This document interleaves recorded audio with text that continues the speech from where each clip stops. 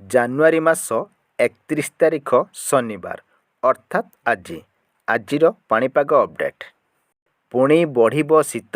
2 ସପ୍ତାହ ଯାଏଁ ସ୍ୱାଭାବିକଠୁ କମ୍ ତାପମାତ୍ରା।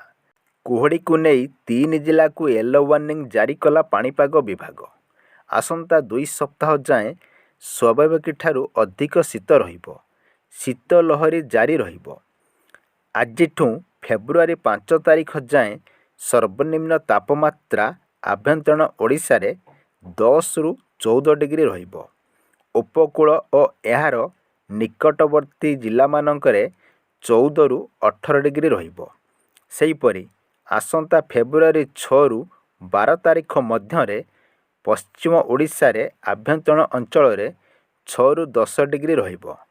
ରାଜ୍ୟରେ ଆଭ୍ୟନ୍ତରୀଣ ଅଞ୍ଚଳ ଓ ଦକ୍ଷିଣ ଉପକୂଳ ଓଡ଼ିଶାରେ 10ରୁ 14 ଡିଗ୍ରୀ ରହିବ।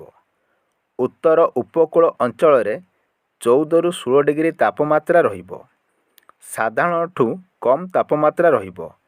ଏପରି ପୂର୍ବାନୁମାନ କରିଛି ପାଣିପାଗ ବିଭାଗ।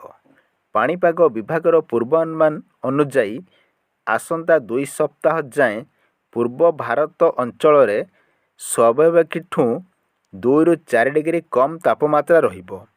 ଏହି କ୍ରମରେ ଓଡ଼ିଶାରେ ମଧ୍ୟ ସର୍ବନିମ୍ନ ତାପମାତ୍ରା କମ୍ ରହିବ।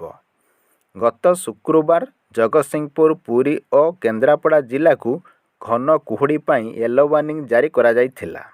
ବାଲେଶ୍ୱର, ଭଦ୍ରକ, ଯାଜପୁର, କଟକ, ଗଞ୍ଜାମ, ଗଜପତି, ମୟୂରଭଞ୍ଜ, କେନ୍ଦୁଝର, କନ୍ଧମାଳ, ଢେଙ୍କାନାଳ, ଖୋର୍ଦ୍ଧା ଜିଲ୍ଲାରେ ଗୋଟିଏ କିମ୍ବା 2ଟି ସ୍ଥାନରେ କୁହୁଡ଼ି ଦେଖିବାକୁ ମିଳିବ ବୋଲି ସୂଚନା ମିଳିଛି।